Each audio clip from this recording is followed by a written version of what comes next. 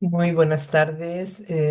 Estamos retomando el estudio del libro de los espíritus de Allan Kardec.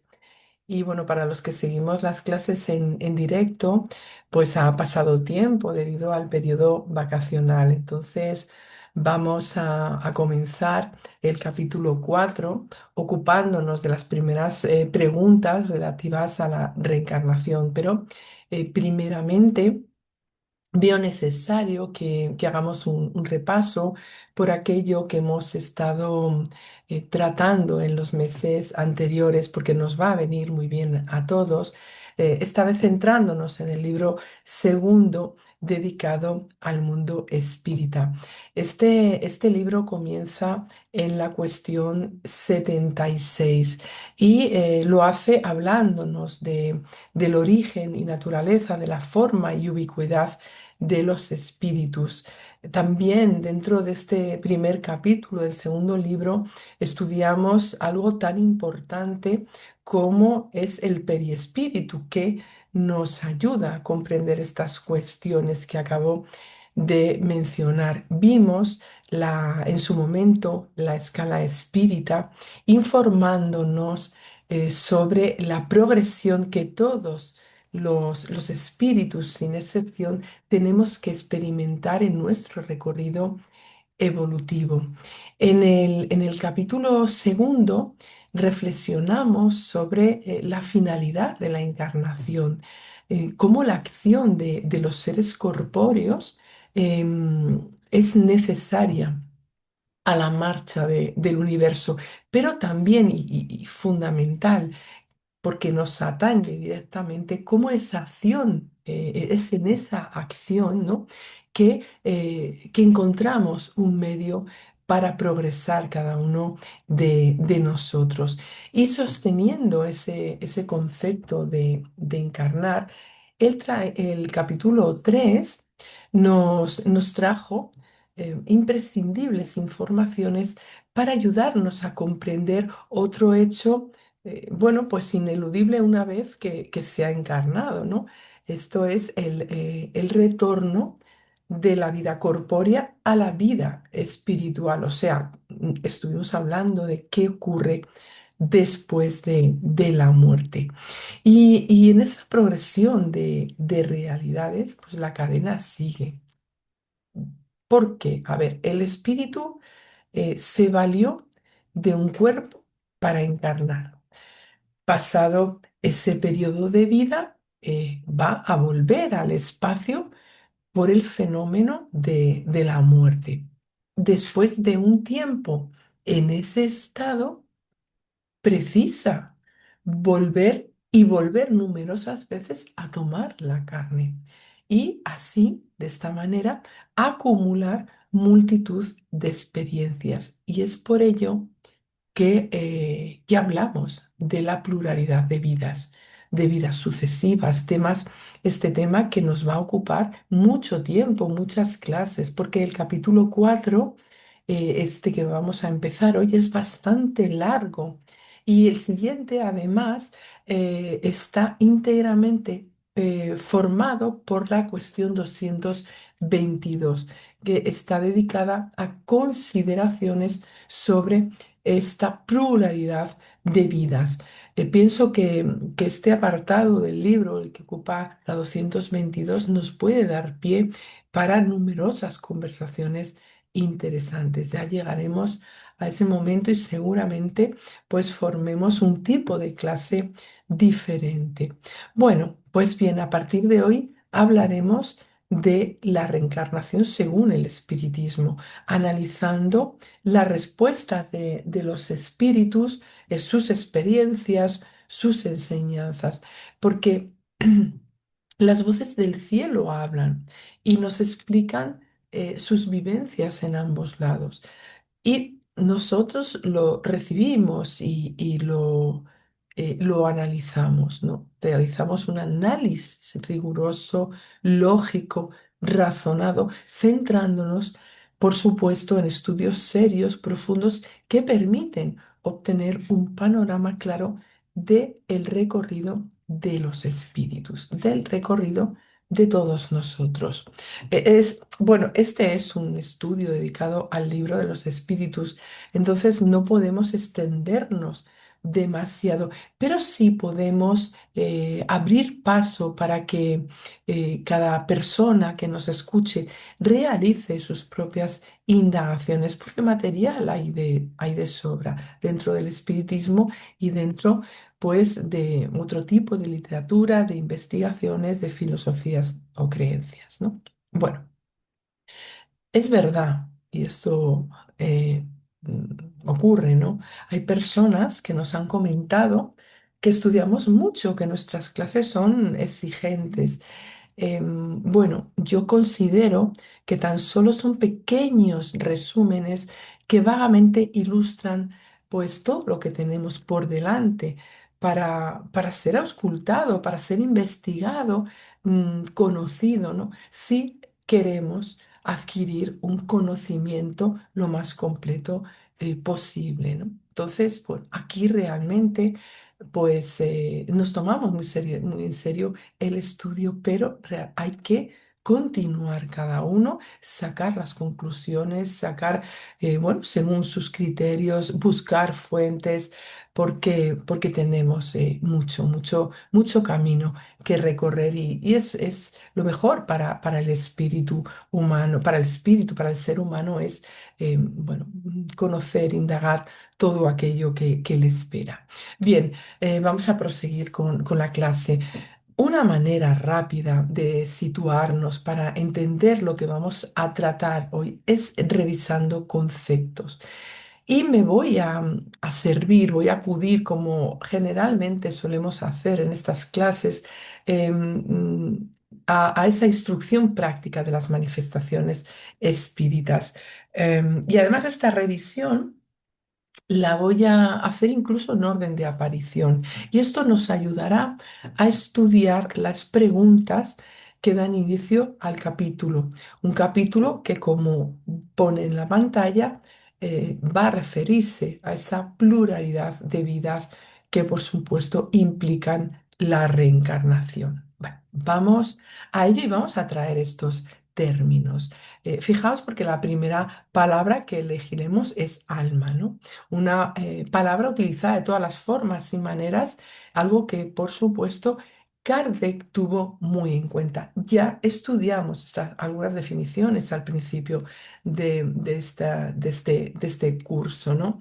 Es una palabra, la alma, que está en boca de todos actualmente y a veces yo no sé cómo deciros, me sorprendo, a veces me espanto incluso de las cosas que oigo, pero es de entender porque hay mucha confusión.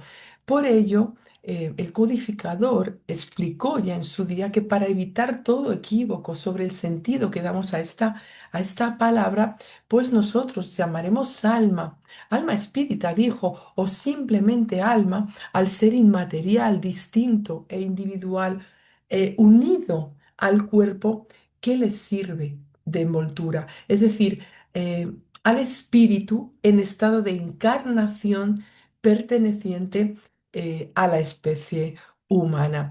Así lo pone en la instrucción práctica y luego, si recordáis, también hablamos de esto en el libro que es el Espiritismo. Él ofreció aclaraciones que, bueno, no vamos a repetir, pero que son importantes si las queréis, y creo que es importante que las reviséis. Está en el capítulo denominado de los espíritus entre los puntos 7 y 14. En, Dichas estas palabras sobre alma, pues ahora esta definición nos va a llevar al término encarnación. Lo hemos mencionado dentro de la propia definición. Y aquí estaríamos hablando del estado de los espíritus como individualidades que revisten cuerpo. Nosotros estamos encarnados. Todos, todos estamos en la carne. Esto es un hecho. Podemos creer una cosa u otra, pero que esto es un cuerpo físico, lo sabemos todos, ¿no? Y dentro del lenguaje que utilizamos los espíritas, pues también encontramos expresiones como espíritu encarnado por oposición a espíritu desencarnado, también decimos espíritu errante. Y fijaros, esta es una palabra que se usa mucho y en ocasiones pues también se usa de una manera que no es correcta, porque los espíritus son errantes en el intervalo de dos de sus diferentes encarnaciones. Y como veremos más adelante, a esta palabra encarnaciones, encarnación, le ponemos el prefijo re, porque estamos diciendo de dos de sus diferentes. Es decir, hay una encarnación y luego vienen otras. Entonces, el prefijo re lo usamos en cuanto a la acepción que indica repetir, volver a hacer algo. Entonces, hablaríamos de encarnación y de reencarnaciones. Bueno. ¿A qué nos lleva esto? Pues esto nos lleva a desarrollar un poquito más esa cuestión de espíritu errante. Nos lleva a la palabra erraticidad. Recordar que todo esto lo estamos haciendo para poder luego, ya con estas explicaciones, entender las preguntas que hoy vienen.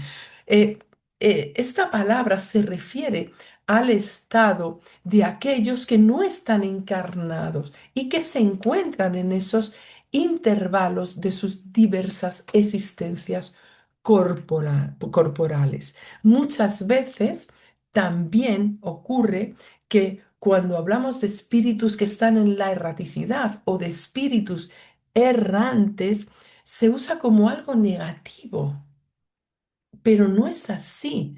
La erraticidad no es un signo absoluto de inferioridad de los espíritus. No, para nada. Hay espíritus errantes de todas las clases y categorías porque están todavía sujetos a reencarnaciones y permanecen en ese estado, pero cada uno pues tendrá un grado de depuración, un grado de adquisición de conocimientos, bueno, pues de todas las circunstancias que le rodean.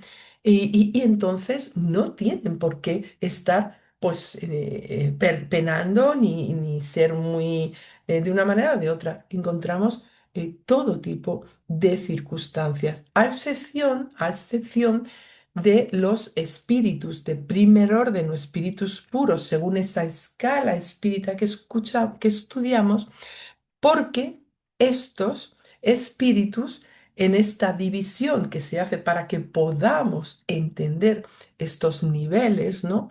de progreso y de evolución, ya no tienen que reencarnar. Entonces no se les podría considerar como espíritus errantes. Y tampoco significa que estar en estado errante, el espíritu esté, al estar en ese estado, el espíritu esté pues padeciendo pues unos sufrimientos tremendos, como, bueno, también se usa, ¿no? Está un alma en pena, un alma errante. No, no. Por esto mismo que acabo de explicar, todo dependerá de ese grado de su depuración, por así decirlo. Bueno, sigamos entonces, porque cuando el espíritu, despojado del velo material que supone el cuerpo, en ese estado de erraticidad, es capaz de tomar conciencia, reconocer su papel en otras experiencias anteriores, reconocer las faltas que le alejan de la perfección, esos errores que ha cometido y que son absolutamente normales. Se da cuenta de ellos, tiene deseo de reparar, tiene deseo de encontrar, pues, acercarse a ese bien infinito, pues ya está presto para elegir nuevas pruebas con el fin de adelantar más rápidamente. Entonces, en ese estado de erraticidad, él va a tomar decisiones para volver a reencarnar, porque ya encarnó y ahora va a volver a reencarnar. Y esto nos lleva también a otra palabra importante que me gustaría recordar, y es la fatalidad.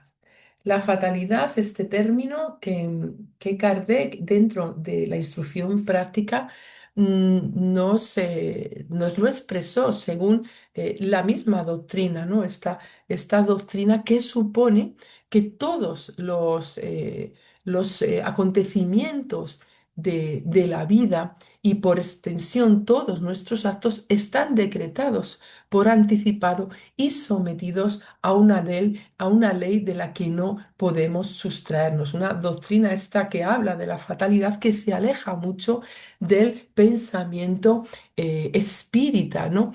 Y porque en este sentido que acabo de mencionar, ¿no? Convertiría a la persona en una máquina sin iniciativa ni libre albedrío y por consecuencia sin responsabilidad. Entonces, entendida así, la fatalidad sería la negación de toda moral. Entonces, pues Kardec, dentro de la definición que encontraréis en este libro, bastante extendida, pues pasaría a trasladar la cuestión según la doctrina espiritista. Y aquí es imposible dejar hueco a esta gran limitación, porque el espíritu mismo, al elegir, como he dicho anteriormente, su nueva existencia y el género de prueba a que habrá de someterse, aquello que le aguarda para seguir creciendo, para seguir aprendiendo, está realizando ya en ese momento, con esas decisiones, un acto de libertad. Lo que venga, los acontecimientos que afronte durante la vida, esa vida nueva que le espera, serán la consecuencia de esa elección, bueno, una elección que entendemos también está meditada, está siendo auxiliada también y tomada desde el grado bueno, evolutivo de ese espíritu, ¿no? Y evidentemente todos esos acontecimientos van a estar en proporción con con la posición de ese espíritu, ¿no? Con, bueno, todo lo que tiene que aprender, con todo lo que ha aprendido, con lo que tiene que desarrollar. Kardec dice con la posición social de la existencia, pero sin olvidar que cualquiera que sea esta condición, el individuo va a conservar su libre albedrío en todos los actos de su voluntad y por ello no estará fatalmente encadenado a hacer tal o cual cosa ni a sufrir tal o cual accidente. Esto, como hemos dicho, no es razonable. Según todo el desarrollo, ese pensamiento del espiritismo, no es razonable porque eh, tú tienes, tú el poder de elegir, tú tienes el poder de tomar tus decisiones, tú tienes el poder de cambiar las cosas que están en tu mano. Es cierto que dentro de esas elecciones, por el género de lucha elegido, se tiene la posibilidad de ser, bueno, pues arrastrado a determinados actos o de encontrar ciertos obstáculos. Pero esto no quiere decir que que hayan de cumplirse infaliblemente, ni que la persona no pueda evitarlos y transformarlos por sus decisiones, una actitud prudente, por decisiones meditadas. Para esto, dice Kardec, le ha dado Dios el juicio al ser humano. Para esto está la oportunidad, la voluntad, para sacar fuerzas, para adquirir conocimiento de causa, para tomar decisiones, caminos, responsabilidades. Nos vamos a encontrar vicisitudes, porque son las consecuencias lógicas de los actos. Pero de verdad dependerá de cada uno de nosotros refrenar, consentir que se desarrollen algunas de las cosas que ya veremos, ¿no? Que podemos traer, ¿no? Y que tenemos la oportunidad de corregir. Y todo esto es lo que a la persona atañe eh, en su responsabilidad como individuo, porque no podemos olvidar que vivimos en sociedad y las voluntades para bien o para no también interactúan. Pero tenemos que entender muy bien esto, no estamos condenados a nada. De lo que sigue, que tenemos que hablar del libre albedrío que sí o sí existe. ¿Cómo se concreta para el espíritu el estado errante? Precisamente en esa acción, en esa de elegir las pruebas, aquello que, bueno, pues que tenemos que sortear, bueno, sortear no sería la palabra, que vivenciar en el nuevo camino que se nos abre. Y en el estado de encarnado, pues se va a reflejar en los actos de la vida corporal. Entonces, en la enseñanza de hoy, en la clase de hoy, el libre albedrío tiene tiene todo su protagonismo, esa libertad moral del ser humano, esa facultad que le permite guiarse por su voluntad en el cumplimiento de sus actos. Nos movemos con este libre albedrío de un mundo corporal al mundo espiritual, sucesivamente. El proceso de la muerte sirve de traslado, al igual que lo hace el nacimiento. En ningún momento perdemos ese libre albedrío. Hay algunas excepciones que puntualiza Kardec en esta instrucción práctica cuando nos habla del libre albedrío, que os invito a que leáis, pero son circunstanciales, son cuestiones de una etapa, de un momento. Bueno, entonces llegamos a la reencarnación. ¿Qué puntos fundamentales podemos destacar sobre la reencarnación de la cual, como hemos dicho, vamos a estar hablando muchas clases? Pues es el retorno del espíritu a la vida corporal. Va a tener lugar en un periodo más o menos corto después de la muerte y dependerá de las circunstancias de cada espíritu.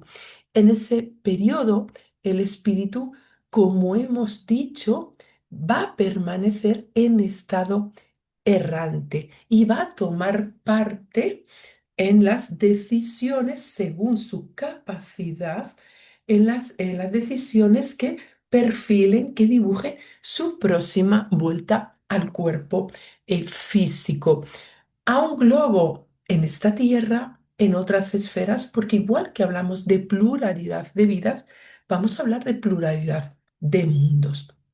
Pero siempre lo va a hacer en un cuerpo humano. Según el espiritismo, no es posible hacerlo en un cuerpo animal, porque la reencarnación es progresiva o estacionaria, nunca retrógrada. ¿Vale? Entonces, nosotros todo lo que hayamos adquirido ya lo tenemos. Todas las cuestiones esenciales para el crecimiento del espíritu están ahí. No vamos a perder nada. Podemos pasarnos una encarnación, pues mirando, yo qué sé, contemplativa y no hacer muchas cosas o siempre yo creo que se adelanta a algo, ¿no? Estacionaria, pero no vamos a retroceder. Esto es muy importante porque según vemos el mundo, vamos a hablar del mundo, no de las personas, el mundo decimos, Dios mío, si es que vamos para atrás. No, no, es cierto que no conocemos cómo estamos cada uno a nuestro nivel evolutivo, pero siempre vamos a adelantar algo. No hay vida que se pierda. De verdad, todas las vidas tienen algo muy importante que hacer. Y esta es una cuestión que debemos de comprender para saber valorarnos, saber la profunda utilidad de nuestro paso por esta tierra, de nuestra vida en este cuerpo físico. Todos somos seres muy, muy valiosos que podemos aportar mucho a nuestra experiencia y a la experiencia de los demás, a la experiencia social. Y luego tendremos otra cosa relacionada con la reencarnación, que es el recuerdo de las vidas pasadas en cuanto que han existido. Ese recuerdo se va a ir elucidando a medida que el espíritu progresa. Según el espíritu progresa, va a tener más acceso a aquellas vivencias que tuvo y accesos que le sean productivos. De nada sirven algunas cuestiones que no van a aportar nada. Los espíritus que se comunican. Entonces nos van a narrar cada cual según sus impresiones, según sus conocimientos.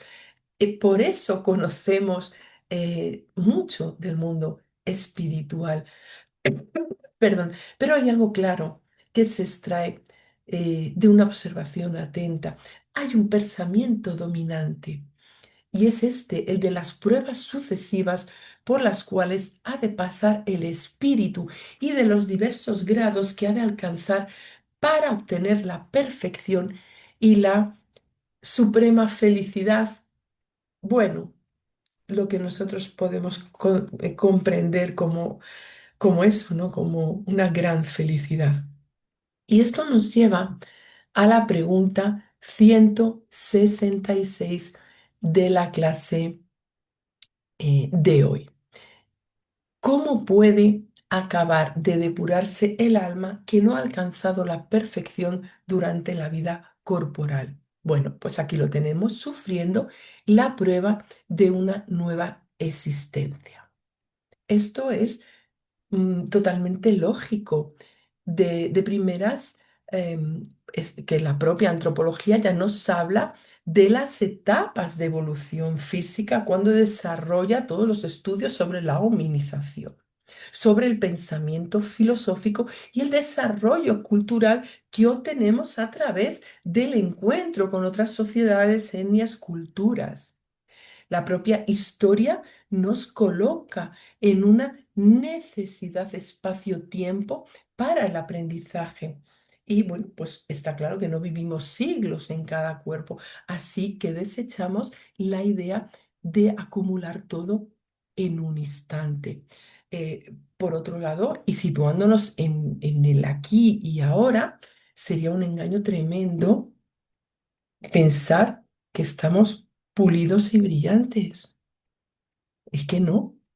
Necesitamos entender que la misma preparación que llevamos a cabo para capacitarnos en la realización de un trabajo, de una actividad, una convivencia, eh, podríamos poner multitud de ejemplos referentes a lo que nos acontece en esta vida que experimentamos actualmente, en todo hace falta tiempo. Es que nos cuesta años poder estar avezados en alguna de las tareas que nos aguardan por el solo hecho de vivir. Bueno, no digamos ya en lo referente al mejoramiento moral.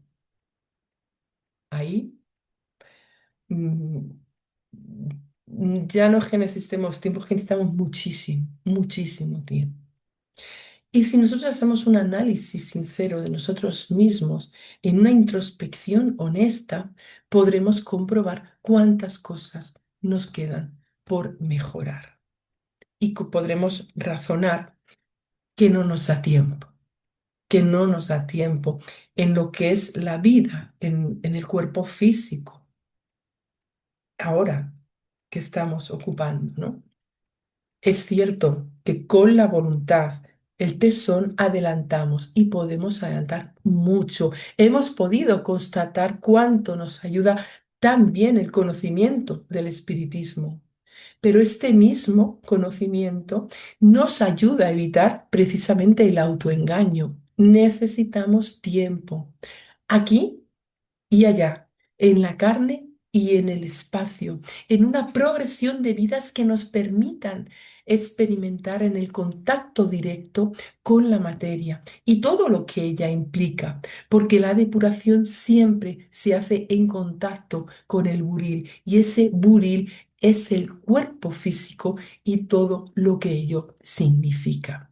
Y claramente esto se muestra en las cuestiones que vienen más adelante. Esta cuestión 166a hasta la C, ¿no? Vamos a leerlas. ¿De qué manera realiza el alma esta nueva existencia por su transformación como espíritu? Bueno, dicen, al depurarse, el alma experimenta sin duda una transformación, pero para ello necesita la prueba de la vida corporal. Y esto es muy importante porque está señalando que el que experimenta los cambios que perduran y actúan sobre el ser es el espíritu. Pero como estamos ante dos elementos generales del universo, en interacción y desarrollo, recordáis que lo hablamos en clases anteriores, la encarnación y reencarnaciones son inevitables por ser el medio por el cual se van conciliando estos elementos, estas realidades en su desarrollo, hasta alcanzar un estado pleno que libere al espíritu de esta relación. En cada nueva reencarnación, el espíritu aumenta su bagaje y se va desligando muy lentamente de su necesidad del cuerpo material. El ser espiritual, que es la realidad imperecedera y existencial, necesita pasar por las experiencias que le ofrece la vida material. Y fijaros cuántas modalidades presenta la vida humana. En esta escuela de infinitas lecciones, lo que nos hace desarrollar las facultades del ser es el esfuerzo. Nos vamos quitando con ese esfuerzo las capas de cebolla como consecuencia del trabajo realizado individual y socialmente. El espíritu crece por sus experiencias, crece por sus decisiones, por sus esfuerzos, como he dicho, tanto aquellos que realiza como alma encarnada en su derivación de la materia, como espíritu desencarnado en el espacio. Entonces, pregunta, ¿el alma tiene pues muchas existencias corpóreas? Y contestan, efectivamente, todos tenemos muchas existencias. Los que afirmen lo contrario quieren manteneros en la ignorancia en que ellos mismos están. Ese es su deseo. Con esta postura de negación, están negando su propia experiencia y la oportunidad que se les ha dado y que están aprovechando, por mucho que lo nieguen, por mucho que quieran tapar, por mucho que sean las intenciones. Sois espíritus reencarnados y y necesitáis muchas experiencias corpóreas. Muchas veces, ahora que se me está yendo a la cabeza, ¿no? Hablamos de que solo hay una existencia y muchas vidas. Para mí esta es la forma más acertada de expresarlo porque somos siempre. Y este somos viene del verbo existir, del verbo ser. Y la vida, em, como esa actividad, ¿no? En el cuerpo físico sería esa fuerza o esa actividad esencial mediante la que obra el ser que la posee y lo hace en cada oportunidad reencarnatoria en unión con el vehículo corpóreo. Aquí, a lo largo también del libro de los espíritus, vamos a ver cómo Kardec habla de pluralidad de existencias, se habla de existencias corpóreas, ¿no? Con lo cual nosotros podemos entender perfectamente, porque lo importante lo denominemos como lo denominemos, ¿no? Porque es una cuestión de palabras. Lo importante es saber que el espíritu es siempre el mismo. Esa esencia es siempre la misma a través de las diversas personalidades que animamos en esos sucesivos retornos y lo haremos en diferentes épocas, roles, circunstancias, lugares, familias, todo con el factor común del aprendizaje. Un aprendizaje afirmado en esta cuestión 166c, que dice, de este principio parece resultar que el alma, tras haber dejado un cuerpo, toma otro. Dicho de otra manera, reencarna en un nuevo cuerpo. Así hay que entenderlo, evidentemente. Todo lo que estamos hablando es una repetición. Vamos a ir repitiendo la propia experiencia en la carne con nuevas modalidades. Todo para el aprendizaje nuestro, para irnos ensayando todas las disciplinas que debe el ser, pues actuar, crecer, comprender, analizar, razonar. Bueno, vamos adelante con la siguiente pregunta. ¿Cuál es el objetivo de la reencarnación? Y dicen, expiación, mejoramiento progresivo de la humanidad. Sin esto, ¿dónde estaría la justicia? Bueno, quiero ahora recurrir a un libro que ya hemos nombrado alguna vez. Es un libro de la colección Libre Pensamiento, escrito por Mauro de Mesquita Espínola, y se llama Reencarnación, un revolucionario paradigma existencial. Y en él explica la palabra expiación en relación con esta pregunta que tenemos aquí y con la 132 del libro de los Espíritus que ya estudiamos en su día. Y él comenta que un análisis cuidadoso e integrado de estas dos preguntas llevaría a la conclusión de que Kardec vincula la expiación con la necesidad de sufrir todas las vicisitudes de la existencia corporal. Es pues un imperativo de la encarnación misma, no el pago de deudas del pasado. Esto dice Mauro de Mesquita. Efectivamente, ¿no? Vamos a ver el término expiación, lo vemos yo harto, ¿no? Se figura harto religioso, ¿no? Y podría ser sustituido por otros términos que lleven a pensamientos productivos, pero efectivamente Kardec lo vincula a esa necesidad que tiene el ser de pasar por estas experiencias que lógicamente van a resultar muy difíciles en las diferentes existencias corporales y se van en los principios, porque según vamos aprendiendo, cogiendo, es como todo, ¿no? Pues cogiendo ya una dinámica, lo que se torna, se ve como algo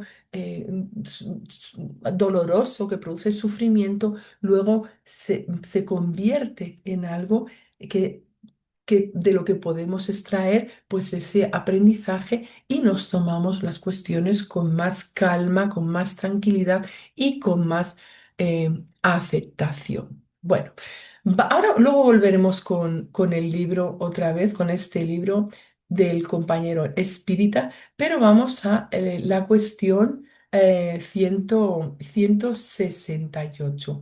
¿El número de las existencias corporales es limitado o el espíritu reencarna perpetuamente? Con cada nueva existencia, el espíritu da un paso más por la senda del progreso. Cuando se ha despojado de todas sus impurezas, ya no tiene necesidad de las pruebas de la vida corporal. Más tarde, Kardec en la Génesis, cuando habla de la Génesis espiritual, desarrollará el principio de la reencarnación explicando que es una consecuencia necesaria de la ley del progreso. Cuando lleguemos a un grado adecuado de depuración, pasamos a otro estado que es el de la pureza. Y ciertamente para nosotros este estado se figura muy lejano. Y para ello necesitamos muchas oportunidades, muchas idas y venidas. Bueno, ese grado de pureza lo tenemos como en como el sumus, ¿no? Como el grado más alto. Ciertamente, a partir de ahí, seguro que cuando lleguemos a ese estado podemos mirar hacia adelante, porque, bueno, el, no podemos llegar a ser perfectos, pero creo que siempre estaremos progresando. Esto es algo muy interesante de meditar. Vamos con la cuestión 169. ¿El número de encarnaciones es el mismo para todos los espíritus? No, el que adelanta con rapidez se ahorra pruebas. No obstante, esas encarnaciones sucesivas son siempre muy numerosas por cuanto el progreso es casi infinito. Claro, efectivamente, haciendo uso del libre albedrío y no de la fatalidad, el espíritu va a marcar su ritmo y en ese ritmo va a decir, bueno, pues hago más esfuerzo, torno mi voluntad férrea, pues evidentemente voy a llegar antes a adquirir esto que estoy buscando. Bueno, aquí me llama un poquito la atención que si queréis lo dejamos para hablar en la clase, cuando dice por cuanto el progreso es casi infinito. Es lo que decía antes, podemos poner el límite en la pureza, cuando hablamos de pureza absoluta, podemos dejar ahí eso. A mí no me da la capacidad para ir más allá, por mucho que discurra de hasta dónde puede llegar el ser creado por la causa primera, pero sinceramente tampoco me da para poner un límite al progreso. Yo puedo entender esto, ¿no? Que nunca vamos a ser tan perfectos en el sentido de que perfecta solo es esa inteligencia suprema. Y así yo entendería esta expresión, ¿no? Casi infinito, en ninguna más. Pero bueno, esto ya es una cuestión importante que podemos también dejar para nuestras conversaciones después de la clase. Y vemos ahora la 170. ¿En qué se convierte el espíritu después de su última encarnación? Pues lo estamos diciendo, espíritu bienaventurado, espíritu puro. ¿En qué se convierte el espíritu después de su última toma del cuerpo físico, después de que ya no necesita reencarnar en espíritu puro? Recordemos, sigue siendo espíritu, sigue siendo espíritu, con lo cual sigue teniendo experiencias. Bueno, para terminar la clase, voy a volver al libro de Mauro, de Mezquita Espínola, trayendo pues para mí unas excelentes tablas elaboradas por él y que abren camino para las siguientes clases. Bueno, por supuesto recomiendo estudiar este libro para el desarrollo del estudio. Tan solo voy a mencionar algunos puntos que trata en estas tablas, invitándoos a que leáis pues, las explicaciones que él ofrece de cada uno de ellos. Además, son elementos que deberían ser objeto de nuestros pensamientos y reflexiones dentro del trabajo interior propio. Entonces nos presenta el autor un modelo libre pensador de la reencarnación, constituyendo cada uno de los elementos que plasma una ruta para la construcción y el análisis libres, permitiendo, como el autor dice, enfoques diferenciados tanto desde el punto de vista conceptual como metodológico. Y vamos a verlo, ¿no? Porque lo tengo aquí puesto, establece, me parece que son 4 puntos, ahora lo miraré, o 5, en la siguiente diapositiva, ¿no? Y él habla de unas bases conceptuales que tendrían en primer lugar ese concepto, ¿no? Para nosotros la reencarnación es el retorno del espíritu a la vida material. ¿Qué objetivos tiene? Pues lo hemos estado diciendo, la mejora del espíritu en su propia evolución y la participación y contribución a la evolución de la sociedad y a la marcha del universo. Todos los espíritus están sometidos a sucesivas encarnaciones y a las vicisitudes de la vida material, con lo cual esto lo vamos a englobar en una necesidad para el mismo. Y por supuesto, esa pluralidad de mundos que van a acoger las reencarnaciones de los espíritus. Nos abre paso a una reflexión filosófica, esa dialéctica de la reencarnación en la que hablaremos de nacer, de morir y de renacer de nuevo. Nos va a hablar del interexistencialismo y él dice, el enfoque filosófico del espiritismo es existencialista. A partir de la realidad concreta de la encarnación, busca su esencia posible y parte de ella para las inducciones metafísicas. La mediunidad y las vidas sucesivas conducen a la interexistencia. Y la reencarnación nos va a presentar una visión racional desde este punto de vista libre pensador, espírita, para la vida presente y futura. Nos hace absolutamente responsables de esto y de estos razonamientos y de los actos que cometamos y de la manera en que nos planteemos. Y por supuesto, la reencarnación se alinea con la evolución universal y promueve el entrelazamiento entre la evolución material y espiritual.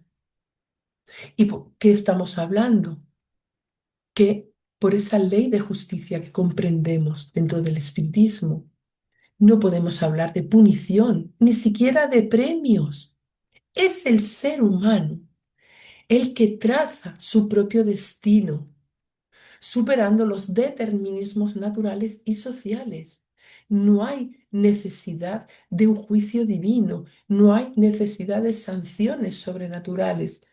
Es la autonomía de cada uno. Y vamos a entender que todo esto lleva a unas consecuencias. La propia reencarnación va a fortalecer los lazos de familia y sociales. La propia vida en sociedad y en familia es necesaria para la progresión del espíritu. Y todas estas relaciones van a tener unas consecuencias morales, sociales, estéticas incluso, porque la teoría espírita de la reencarnación las presenta claramente, las podemos ver, las podemos analizar, observar. El ser humano va a tender a ser mejor, a ser más solidario, a buscar el bien para todos. La reencarnación, comprendida desde estos razonamientos, conduce a un ideal humano que impulsa el progreso y las causas nobles. Esto es realmente lo que puede hacer la reencarnación en nosotros. Todas estas injusticias sociales que vemos, que se deben al egoísmo humano, no están justificadas ya y no ocurren en consecuencia de la reencarnación. La lucha contra las injusticias y desigualdades es imperiosa para la ley del espíritu y de la sociedad. El comprender que volvemos una y otra vez y que nosotros ejercemos nuestro libre albedrío y que nosotros podemos poner fin a las cosas, a nuestros propios errores, a nuestra propia connivencia con los errores de los demás, a nuestra propia... podemos poner fin a lo que consideramos injusto. Es un acto de justicia social y es algo que está ligado a la comprensión del tener tantas y tantas oportunidades. Y aquí tenemos los dos puntos siguientes que también trata, ¿no? Esa investigación científica. Ahora mismo estamos viendo cómo hay un gran interés por ahondar en esos recuerdos de vidas pasadas. Hay muchas investigaciones a lo largo de muchos países, hay muchos datos que van a verificar las hipótesis de la reencarnación. Hay muchos científicos ya interesados en ello, igual que aquello que tiene que ver con la regresión de la memoria.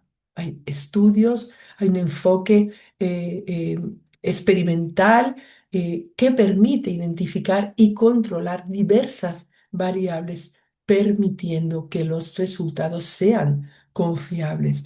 Y por supuesto, desde este modelo tenemos que entender ya definitivamente los términos. Cielo e infierno ya para nosotros no tienen sentido. No hay cielo, infierno, purgatorio, ángeles, demonios. La justicia se hace por el proceso reencarnatorio. Estas figuras no las necesitamos. Está todo inserto en este proceso. Por lo tanto, también expiación, culpa, pecado, castigo. No, la reencarnación es un proceso de crecimiento, no guiado ni por la culpa, ni por las penas, ni por los castigos.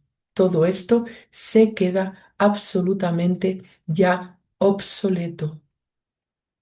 No se sostiene con la visión dinámica y libertaria de la reencarnación según el espiritismo. Y por supuesto tenemos que entender que estamos hablando de oportunidades dinámicas de aprendizaje y de progreso. Muy bien, ya lo vamos a dejar. Todo esto y mucho más va a ser el objeto de nuestros estudios a lo largo de algunos meses. Yo creo que ya por hoy hemos ofrecido suficientes elementos para comenzar un estudio imprescindible para todos nosotros. Los que estudiamos el espiritismo no podemos poner excusa alguna. Se levantan los velos, se disipan las tinieblas, se abre paso a la voluntad, al estudio, a la comprensión, a la puesta en práctica. La razón humana toma el protagonismo y el esfuerzo por mejorar es el resultado de saber que nada nos será dado sin él, sin ese esfuerzo, porque es de esta manera que avanzaremos en la escala de los mundos, gracias a la justicia de Dios. Y precisamente para comprender la relación entre reencarnación y justicia divina, pues yo os invito a que asistáis a la próxima clase que desarrollará Valle la semana que viene. Y para poneros un poquito de tarea, me gustaría lanzaros una pregunta. Hemos hablado de ello hoy, pero para que la meditemos conjuntamente aquí en la clase y para que la meditéis cada uno en vuestros hogares. ¿Qué ha cambiado en mi vida comprender la reencarnación? Podemos tomar estos puntos que tenemos aquí, que nos ofrece este libro, pero ¿qué ha cambiado? Porque cada enseñanza espírita, cada principio espírita, debemos de llevarlo a nuestras meditaciones y plantearnos. ¿Qué ha cambiado en mí? ¿Qué va a cambiar en mí? ¿Qué acojo? ¿Qué desecho ya porque ya no me sirve? El espiritismo es para nosotros. Es para nosotros los que estamos reencarnados y que tenemos mucho que aprender. Bueno, pues os doy las gracias por vuestra atención y os invito a que veáis estos libros, estos vídeos del estudio del libro de los espíritus, porque sinceramente las clases las damos con todo con nuestra voluntad y con todo el deseo de que llegue a las máximas personas y que os motive para estudiar un poquito más. Nosotros estamos aprendiendo, cometemos nuestros errores, afortunadamente, porque eso significa que tenemos muchos esfuerzos que hacer. Muchísimas gracias y nos vemos en la próxima clase.